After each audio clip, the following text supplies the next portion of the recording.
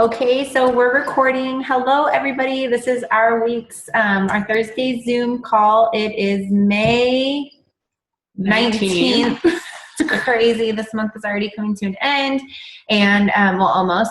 And I have with me today my sweet friend Jen Dewey. Hello. So this is exciting because usually I'm by myself and you guys get to hear me the whole time. But we wanted to go ahead and train you all on PV. Jen has killer PV every single month, and I'm so excited to hear from her on her tips and tricks.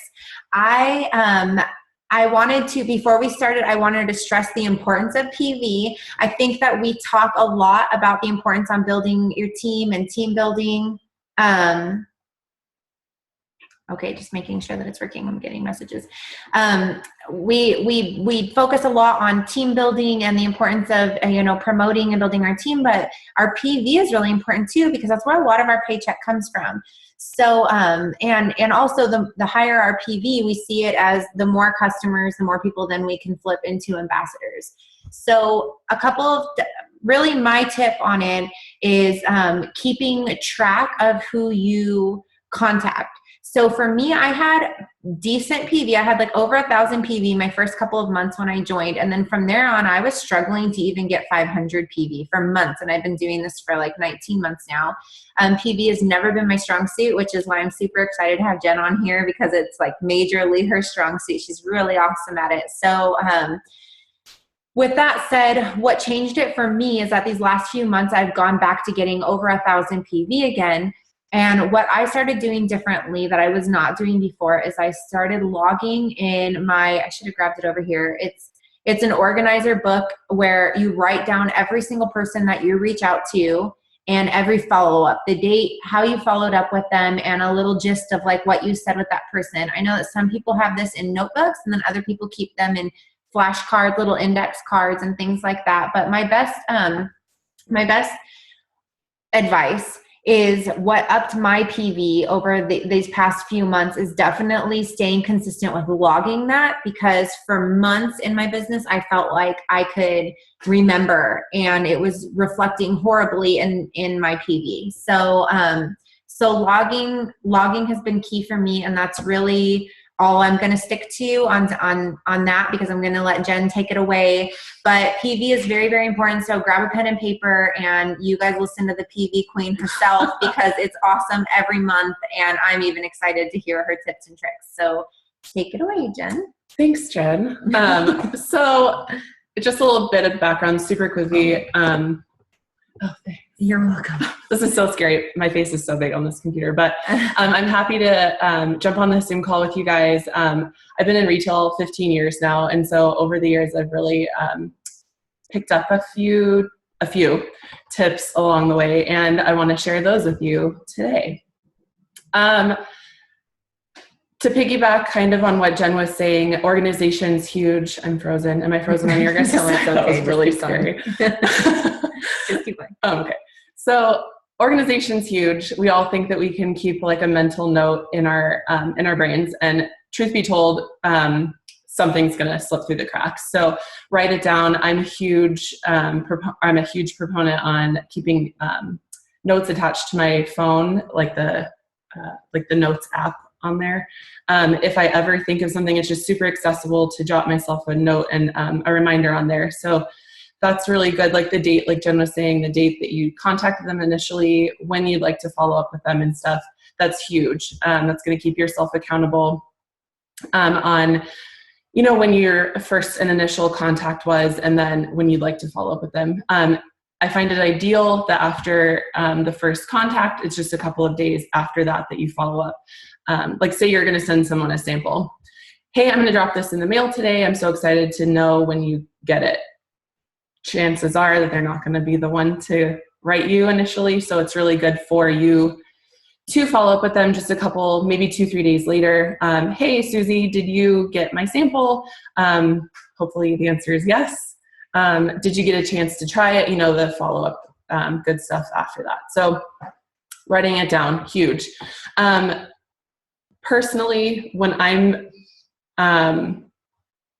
when I'm a customer for something, I'll use myself as an example. I really will always say that I'm an easy sell because I am, but I just need to know why I need what you're selling. That's a huge thing to remember when you're talking about the products for Plexus specifically. We obviously have stuff that everybody on this planet can benefit from, products wise, and that'll serve you well if you can tell someone why they particularly need the products that you're selling, or promoting or sharing in our case. Everybody posts like, my migraines are really bad today, or I'm having really bad PMS, like whatever their issue is, you can address that and tell them like just why we can help them, and why the products are so good. So following up, staying organized, and sharing why it is that it's important that they see the importance in our product and in our company too, as Jen briefly addressed also. The opportunity is something that we're, at the end of the day, selling to them. So whether it be the financial or the product benefit, you're talking about those too. For sure. Am I good? Yeah. So I have a couple of questions for you, just because. Please. So when you approach somebody, so how do you go about approaching people? Do you wait for them to come to you, or because I know that you're posting consistently on Facebook and your posts are always on point, so you guys make sure you're following her and her posts. They're great posts, great quality. And do you feel like most people come to you because of your posts, or do you feel like you're reaching out to people directly? I think it's probably a good 50-50 balance between the two. I definitely go out and search for people, like write them.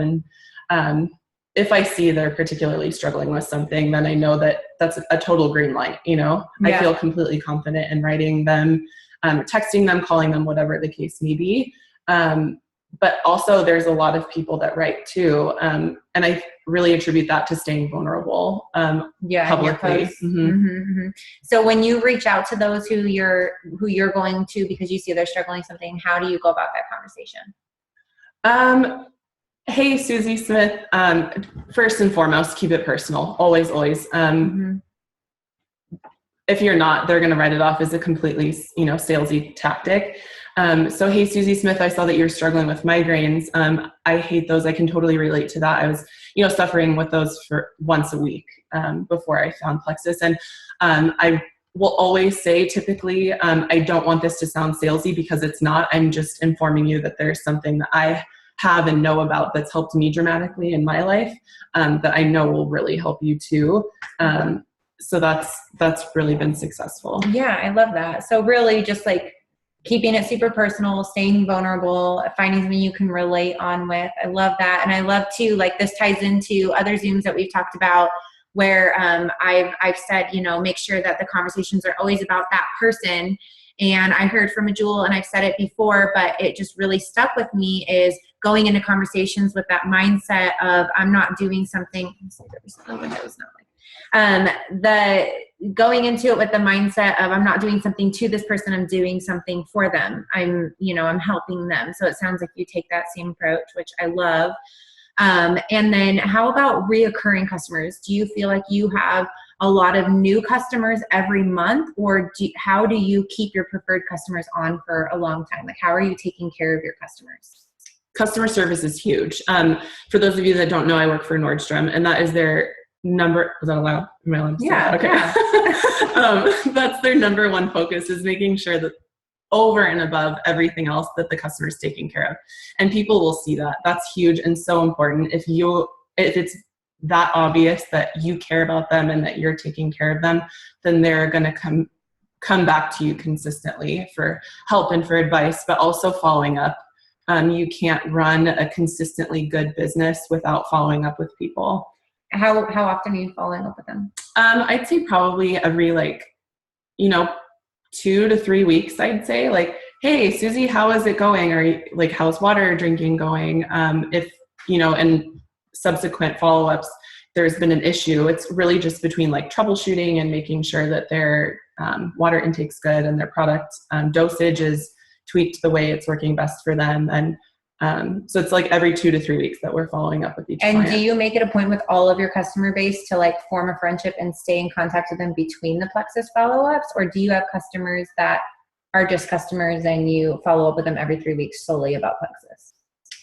There's always some sort of personal like interjection in there for sure. Yeah, I think that's key for sure. Yeah.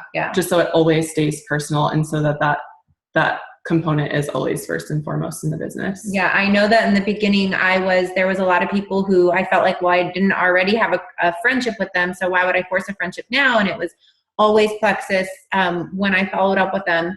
And one of the things that I started doing differently when I kind of took my turning point that I've mentioned so many times is exactly how you said, like there was always a personal touch to my follow-ups. And I noticed that it makes a big difference in your follow-up, like keeping that friendly, not salesperson touch on it. Like you're following up as their friend and not necessarily as their Plexus ambassador. I think that's really cool. Friends first, always. Even if, the smallest thing that you can relate to them, it still relates you to them. And so ride that out. Usually it'll develop into something deeper and bigger. I can't tell you how many times, there's coworkers from like 10 years ago that are on your Facebook that are interested in Plexus. And so they start buying the product from you, and then they become a preferred customer. And then, you present the business opportunity to them. And through that, so many times over, a deep relationship's been formed there, just because you get to talking to people and asking those questions and delving into detail with them. I love it. So last thing to put you on the spot about, your posts are always so great and on point. Do you feel like, I guess I should say, where do you feel like you draw, what are your words of wisdom to somebody who feels like they struggle with, like, they don't know what to post that day, or they feel like their posts aren't drawing an attention? What do you do differently with your posts? Because your posts always have a lot of attention on it, or they're drawing in a lot of people. What do you feel like you're doing differently with your posts than maybe somebody who's not getting that? People love selfies. Like, I'm going to go ahead and say it. Mm-hmm. If they see your face, pink drink selfies are some of the biggest ones. And actually I was thinking that I hadn't done one in a while, so that'll be my next one. But you post your face, people love that. Like, they want to see you, they want to relate you to the product, but mostly, they just want to see you, like what's going on in your life, so that they can relate you and your relationship back to what it is at the end of the day that you're promoting.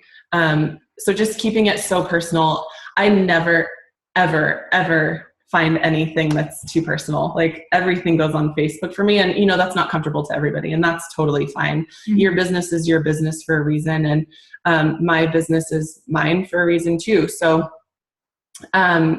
tailoring it to what you're comfortable with is so important. So that vulnerability and that being transparent. Yeah, I love that.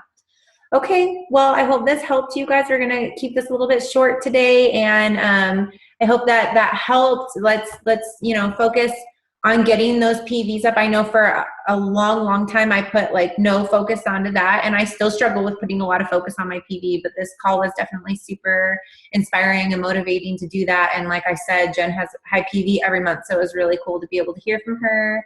And thank you so much for doing this call with us. Thanks for having me. And next week, actually, we have another guest speaker. It's going to be Paris Jeske is doing the call for us. So that's pretty exciting too. So you guys have an awesome Thursday, and let's go kill that PV and grow that customer base. We'll see you guys later.